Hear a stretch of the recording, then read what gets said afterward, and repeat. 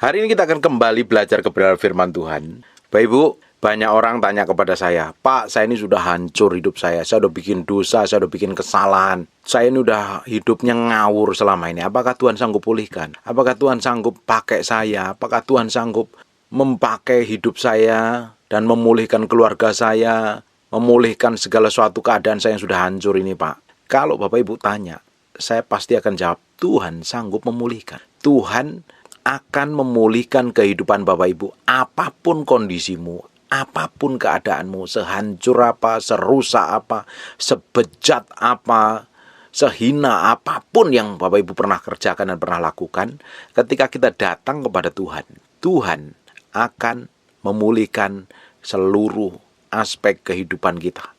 Dan Tuhan akan memberikan masa depan yang penuh pengharapan. Loh, kita ini hancur, kita ini rusak, kita ini kacau, kita ini berantakan. Karena kita hidup tidak takut akan Tuhan. Kita nggak hidup dalam jalan yang Tuhan tentukan. Kita hidup mau kita sendiri. Sehingga setan kuasain, setan gagahin. Tanpa sadar kita memberi hidup kita sepenuhnya dikendalikan setan dan roh-roh jahat.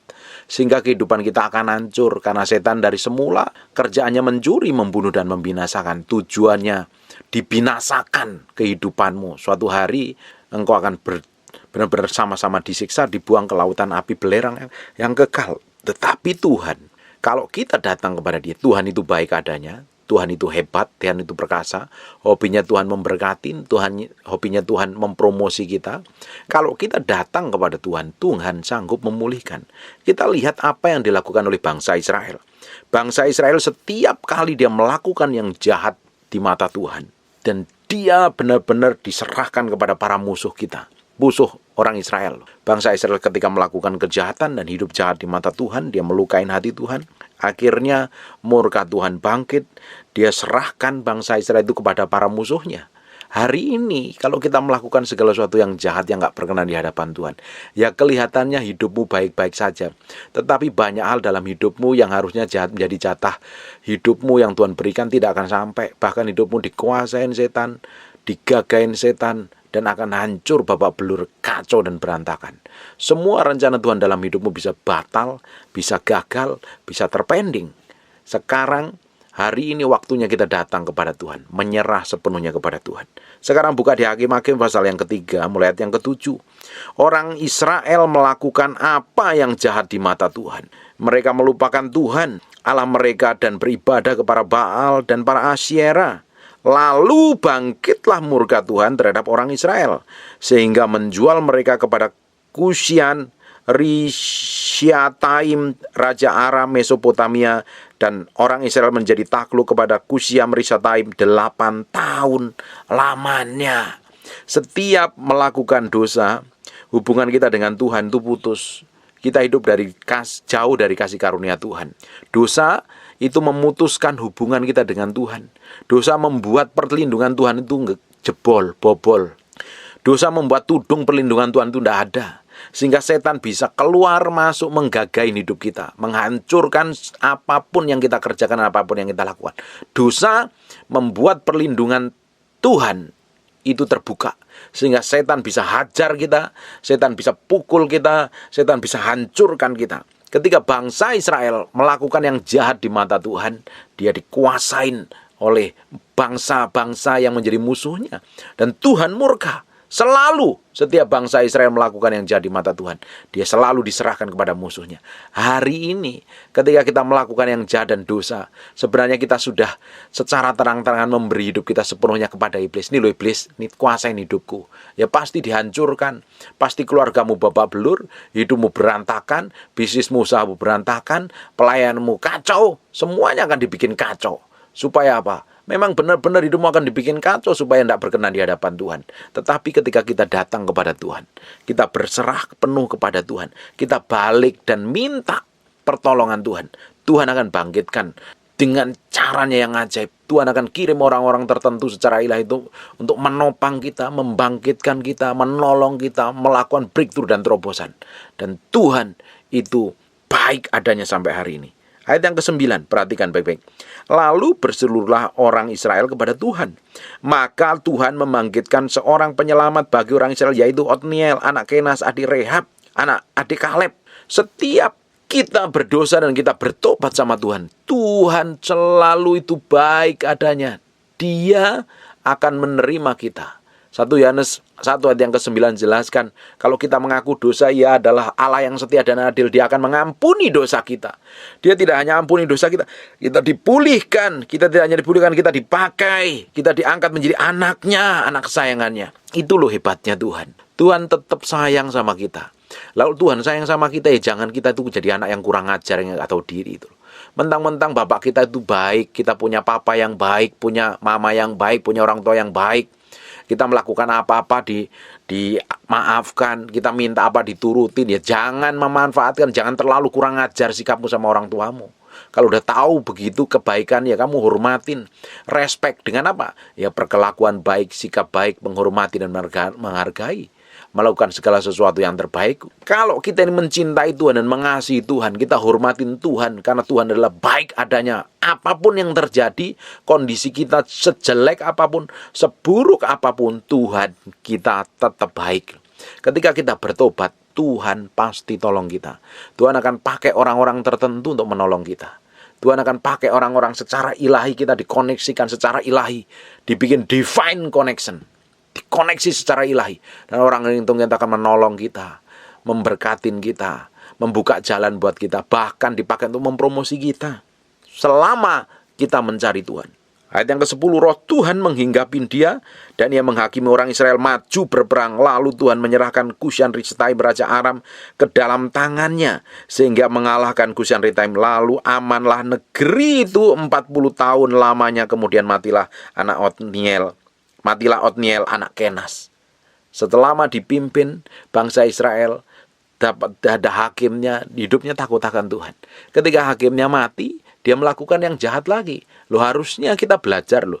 Jangan kita ini hidup baik sedikit, terus tiba-tiba karena satu hal dan lain hal kita melakukan dosa lagi, bertobat lagi, jatuh dalam dosa lagi, bertobat lagi, jatuh dalam dosa lagi. Hidupmu tidak akan mencapai destinasi Tuhan. Kalau orang yang hidup babak belur, jatuh dalam dosa, bertobat, jatuh dalam dosa, bertobat, destinasi Tuhan tidak akan tergenapi dalam hidupmu. Kamu buang waktu sia-sia, melakukan hal yang sia-sia, bikin kesalahan yang sia-sia, dan akan mengulang terus karena kamu nggak lulus dengan proses yang Tuhan izinkan dalam kehidupan kita. Harusnya kalau kita belajar dari semua kesalahan dan kegagalan kita, kita harusnya belajar melihat segala sesuatu yang pernah kita lakukan, kesalahan, kegagalan itu sebagai pelajaran yang mahal supaya kita tidak mengulangnya lagi. Kalau kita bikin kesalahan dan Tuhan nanti akan berhadapkan model persoalan yang mirip-mirip supaya kita mengalami proses kemenangan loh. Kalau kita gagal dalam satu proses yang diizinkan Tuhan, Tuhan pasti akan bikin pengulangan sampai kita mengalami kemenangan. Makanya jangan pernah lari dengan masalah. Bapak Ibu ngadapin masalah apa? Kok menghadapi masalah utang? Engkau menghadapi masalah suamimu yang gak bertobat-tobat, yang selingkuh, yang main perempuan terus, yang ngomongnya kasar, yang nyakitin. Engkau menghadapi istrimu yang bawel, cerewet, yang hidupnya susah diatur. Atau menghadapi anak-anakmu yang liar, semuanya gak nurut, gak takut akan Tuhan. Atau menghadapi orang lain, atau bosmu, atau tetanggamu, atau siapapun juga dalam kehidupanmu. Jangan pernah lari dari masalahmu. Hadapi bersama Tuhan.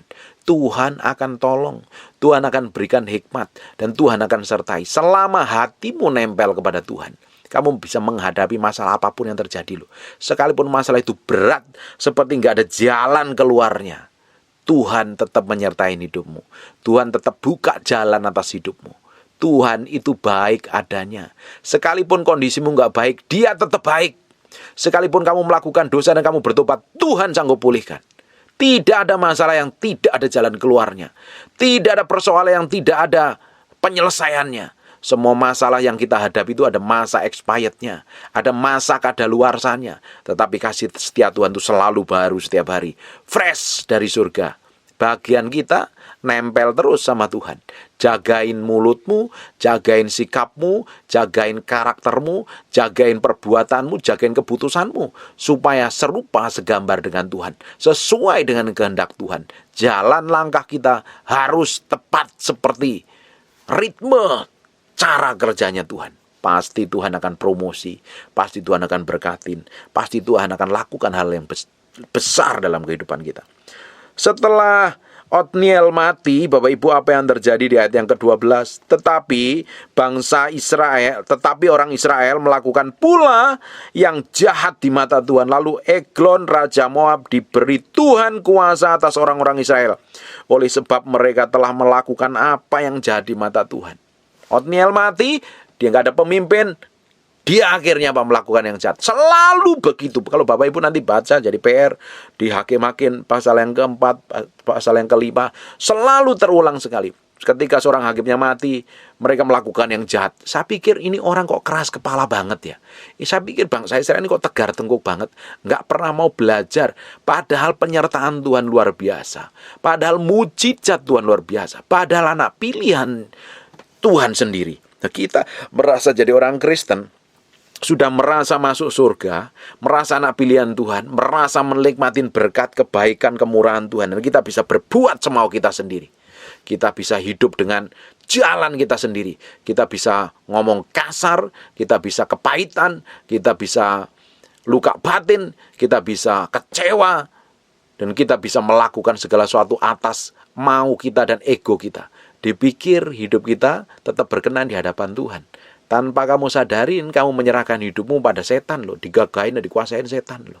Kalau kita ini hidup nggak sesuai dengan kebenaran Tuhan, kita melakukan hal yang jahat yang bertentangan dengan kebenaran firman Tuhan. Sebab dosa adalah pelanggaran terhadap kebenaran firman Tuhan. Dosa adalah pelanggaran terhadap hukum Allah. Kamu malah bikin dosa, dan kamu tidak ada dalam perlindungannya Tuhan. Tuhan bukan di pihakmu lagi.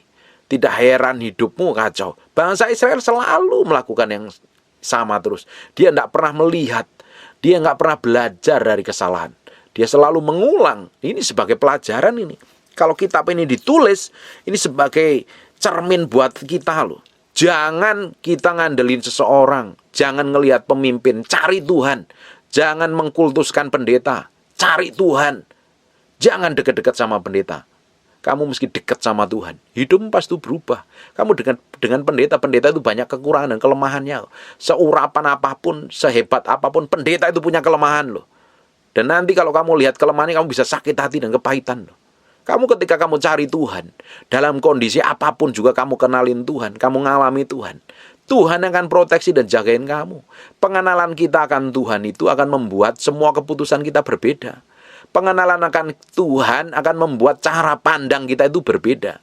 Pengenalan kita akan Tuhan akan membuat masa depan kita pun juga berbeda. Jangan kenal Tuhan kata pendeta. Jangan kenal Tuhan kata hamba Tuhan. Kamu sendiri harus ngalamin Tuhan. Jangan ngandelin pemimpin. Bangsa Israel ngandelin pemimpin, melihat pemimpin-pemimpin yang nggak ada. Mereka berbuat jahat di mata Tuhan. Karena apa? Yang dilihatnya sosok seseorang, karisma seseorang. Jangan ngikutin orang, kamu ngikutin Yesus. Kamu harus menjadi sama seperti Yesus. Jangan ngikutin saya, jangan menjadi penggemar saya nggak jadi penggemar. Kamu harus jadi penggemarnya Yesus Kristus. Yesus Kristus ini jadi udahlah. Kamu cukup dengerin firman yang saya sampaikan. Kamu lakukan, kelar. Dan kamu tetap mengidolakan Yesus, menomorsatukan Yesus. Kamu kalau ngelihat saya ini banyak kelemahan. Kamu ngelihat banyak pendeta lain atau gembalamu atau siapapun hamba Tuhan di muka bumi ini. Mereka masih daging, masih banyak kelemahannya. Nanti kalau kamu lihat kelemahannya, kamu jatuh, kamu kepahitan, kamu tersandung. Yang jadi fokus kita itu Tuhan, bukan manusia. Bangsa Israel selalu ingin ngelihat fokus dipimpin oleh seseorang. Ketika seseorang yang memimpinnya tidak ada, dia berbuat jahat di mata Tuhan. Ini loh. Orang yang benar-benar nggak ngalami Tuhan secara pribadi, sudah diajarin berperang, diproses, dibentuk, tetap aja niat hatinya itu busuk dan jahat. Kita harus memiliki sikap hati yang benar di hadapan Tuhan. Jangan sampai kita didapati menjadi orang yang kurang ajar, hidup ngawur seenak kita sendiri. Dengerin baik-baik nih. Ayat yang ke-12, tetapi orang Israel melakukan pula apa yang jahat di mata Tuhan. Lalu Eglon, Raja Moab diberi Tuhan kuasa atas orang Israel. Oleh sebab mereka telah melakukan apa yang jahat di mata Tuhan. Kamu melakukan hal jahat, setan akan kuasai hidupmu. Perhatikan yang ke-15. Lalu orang Israel berseru kepada Tuhan. Karena dia didudukin, dikuasain ini. Dipukul orang Israel oleh musuh-musuhnya. Bapak Ibu baca ayat yang ke-13, ayat 14. Ditaklukkan mereka.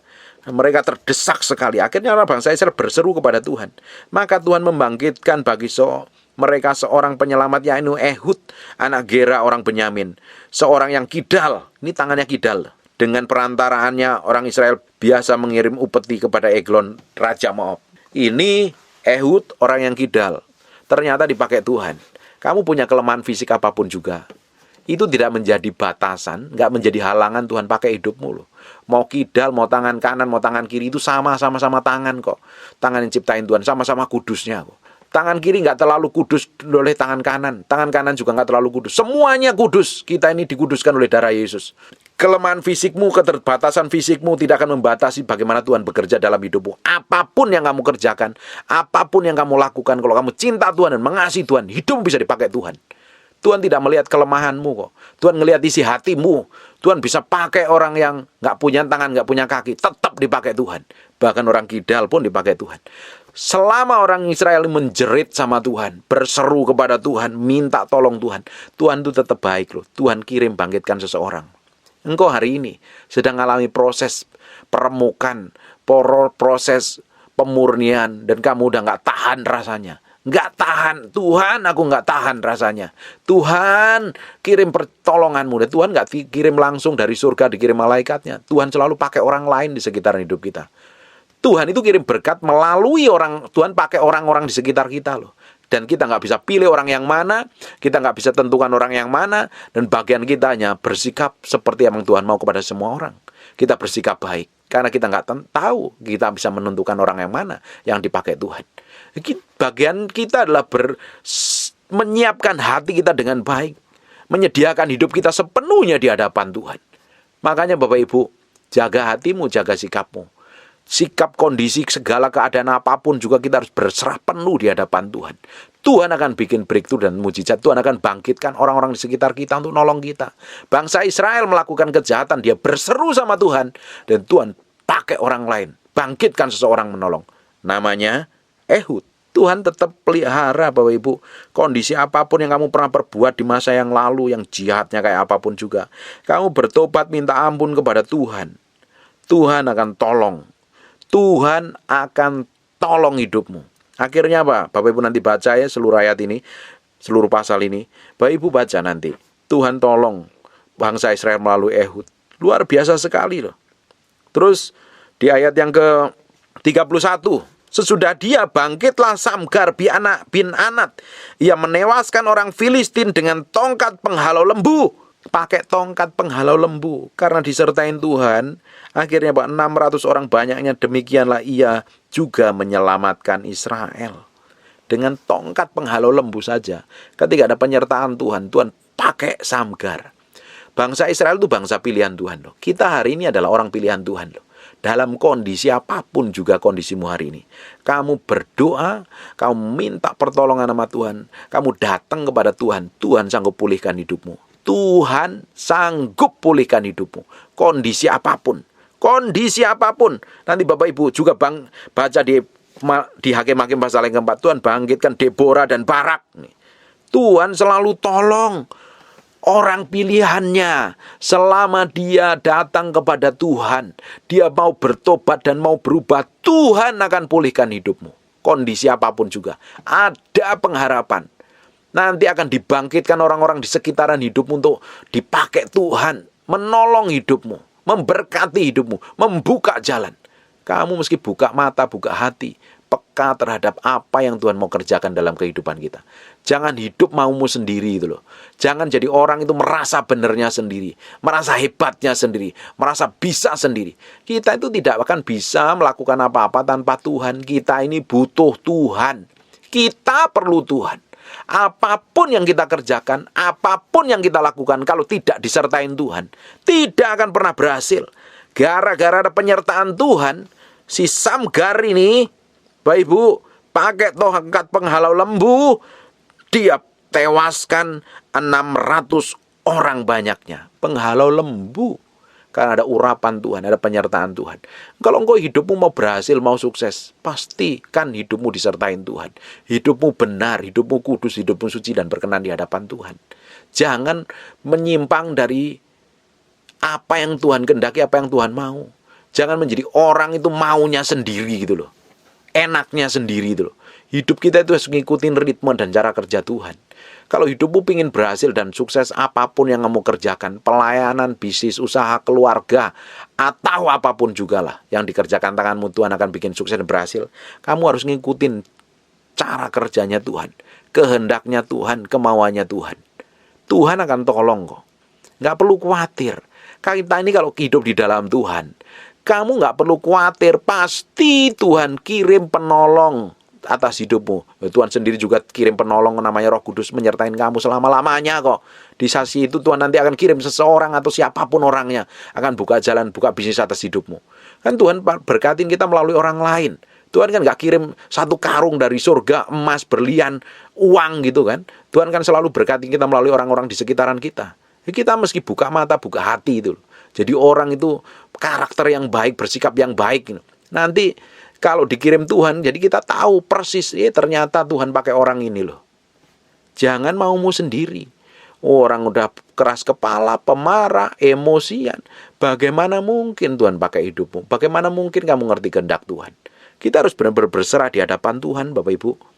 Saya melihat kesaksian orang-orang yang benar-benar berserah di hadapan Tuhan, meskipun hari ini belum mengalami breakthrough dan terobosan sepenuhnya. Tuhan pelihara, Tuhan jagain. Bapak Ibu, bukti Tuhan memproteksi, menjagai, melindungimu. Kamu lihat di kejadian-kejadian dalam hidupmu. Tuhan kirim berkat, Tuhan proteksi, Tuhan jagain, Tuhan cukupin. Itu loh bukti nyatanya Tuhan menyertai hidupmu. Tuhan sembuhkan, Tuhan bikin mujizat. Kalau sudah melihat kayak begitu, ya jangan hidup ngaco, jangan hidup sembarangan. Harusnya tambah hari hidupmu takut akan Tuhan. Respek dan hormat dengan kebenaran firman Tuhan, bukan maunya sendiri. Saya percaya kita ini dipilih, ditentukan sebagai orang percaya untuk menggenapi rencana Tuhan. Tuhan belum selesai dengan hidup kita. Tuhan belum selesai dengan hidup kita. Tuhan masih mau kerjakan banyak hal dalam kehidupan kita. Hidup kita akan dipakai untuk mencerminkan kemuliaan Tuhan. Memberitakan kemasurannya. Persiapkan hatimu dengan baik. Persiapkan sikapmu dengan baik. Karaktermu dengan baik. Kita harus semakin hari, tambah bertobat. Tambah sungguh-sungguh hidup benar. Kita harus takut akan Tuhan. Karena Tuhan menyertai kita. Tuhan menyertai kita, Tuhan mengurapin kita, Tuhan membimbing kita kok. Jangan menjadi orang yang egonya, menangnya sendiri, hebatnya sendiri, benarnya sendiri. Merasa kudus, merasa suci sendiri. Padahal jahat di hadapan Tuhan. Kita ini bukan siapa-siapa di hadapan Tuhan. Kita perlu merendahkan hati kita. Kita minta tolong Tuhan. Kita minta pertolongan Tuhan. Kita minta pimpinan Tuhan. Supaya hidup kita semakin hari dapatin berkenan di hadapan Tuhan. Jangan merasa bangga dan tepuk dada. Nih lo lihat aku. Nanti kamu malah jatuh dalam dosa. Kesombongan itu akan membuat seseorang itu jatuh secara cepat dalam dosa. Apalagi kesombongan yang terucap oleh perkataan itu akan menyeret orang. Mudah sekali jatuh dalam dosa. Dan anehnya, orang sombong itu tidak sadar bahwa dia sudah jatuh dalam dosa. Tahu-tahu sudah remuk dan babak belur. Daripada kita remuk dan babak belur, kan lebih baik kita hidup benar di hadapan Tuhan. Minta dipimpin Tuhan. Hidup kita semakin hari semakin didapatin berkenan seperti apa yang Tuhan mau. Apapun persoalanmu, apapun masalahmu, engkau sudah nggak kuat, sudah nggak tahu jalan keluar, nggak tahu meski ngomong apa, nggak tahu meski melakukan apa. Tuhan akan kirim pertolongan atas hidupmu. Bagianmu hanya menyerah. Semakin kau berserah, semakin kau berseru kepada Tuhan dan sikap hatimu benar, Tuhan ada di pihakmu. Tuhan akan lihat semua tetesan air matamu, tangisanmu, jeritan hatimu. Tuhan perhitungkan semuanya, Tuhan lihat. Selama kita tambah setia, tambah mencintai Tuhan, Tuhan akan tolong dengan cara yang ajaib. Tuhan akan bangkitkan. Bangsa Israel ketika melakukan yang jahat, dia bertobat sama Tuhan, dijerit sama Tuhan. Dia minta pertolongan, dia berseru sama Tuhan. Dan Tuhan bangkitkan pertolongan melalui seseorang. Dan bawa bangsa itu mengalami kemerdekaan. Selama bangsa itu hidup takut akan Tuhan, diberkatin Tuhan. Tapi ketika dia melakukan yang jahat, dia dikuasain musuh. Selama hidup kita benar di hadapan Tuhan, kamu ada proteksi dan penjagaan Tuhan. Nggak perlu khawatir, nggak perlu stres, nggak perlu panik, nggak perlu mikirin masa depan. Masa depan itu ada Tuhan yang sudah atur begitu rupa. Kalau kamu pakai kekuatanmu sendiri, kamu sudah khawatir. Nanti kalau udah khawatir lama-lama stres, bingung, kacau hidupmu. Itu artinya belum berserah. Cukup kita berserah kepada Tuhan. Kita bertobat, kita balik kepada Tuhan, kita hidup benar, dan kita berserah. Kita kenalin jalan-jalannya Tuhan. Kita jalan sesuai dengan ritme dan cara kerja Tuhan. Tuhan akan berkati hidupmu. Tuhan pasti akan berkati hidupmu. Apapun yang kamu alami hari ini, nanti Tuhan akan kirim seseorang buka jalan, seseorang promosi, seseorang berkati, seseorang memimpin hidupmu untuk bawa jalan kepada kebenaran. Tiba-tiba seseorang negur hidupmu. Itulah orang-orang yang di sekitarmu yang dipakai Tuhan. Bahkan Tuhan bisa pakai kata-kata saya untuk menemplak dan menegur hidupmu supaya balik kepada Tuhan hari ini. Dengerin baik-baik. Dari setiap persoalan yang kamu hadapi, setiap masalahmu, kamu udah nyerah, kamu gak tahu jalan keluarnya. Semakin kamu berserah sama Tuhan, Tuhan akan buka jalan dengan caranya ajaib. Ada jalan keluar, jangan pernah menyerah. Lihat penyertaan Tuhan atas bangsa Israel. Bangsa Israel Tuhan menyertain bangsa Israel, dan saya percaya Tuhan akan menyertain hidupmu. Bahkan hari ini kita ditebus oleh darah Yesus, disertai Roh Kudus, dipimpin, diurapin, dan kita akan dibawa mengalami kemenangan demi kemenangan, dan hidup kita akan menjadi orang yang dipakai untuk kemuliaan nama. Amin. Tutup matamu, tutup Alkitabmu, kita berdoa. Bapa, dalam nama Yesus kami mengucap syukur buat firman-Mu. Kami materikan dengan darah Yesus nempel dalam hati kami, terpatri dalam loh batin kami. Firman ini menjadi kehidupan sehari-hari kami. Kami percaya semua orang yang mendengar firman ini diberkatin Tuhan. Semua yang mengalami pergumulan, Tuhan ajarin mereka bergantung sepenuhnya kepadamu, bergantung sepenuhnya kepadamu Roh Kudus. Ajarin dia berjalan dalam ketetapan-Mu, hidup dalam ketaatan, hidup dalam kesucian, hidup dalam kekudusan. Nah, aku berdoa untuk setiap orang yang dalam proses ini ditolong Tuhan, mengalami breakthrough dan terobosan, diberikan kekuatan secara ilahi dalam nama Yesus. Aku berdoa untuk orang yang sakit, Tuhan sembuhkan oleh bilur Yesus, oleh darah Yesus, jadilah engkau tahir, jadilah engkau sehat. Hambamu berdoa untuk setiap orang yang mendengar firman ini, diberkatin Tuhan, hidupnya diubahkan menjadi serupa segambar dengan Tuhan. Terima kasih Tuhan, kami kembalikan segala hormat, pujian, pengagungan buat Yesus Kristus Tuhan, Raja kami yang maha mulia. Dalam nama Yesus kami berdoa, ucap syukur. Haleluya. Amin. And God bless you.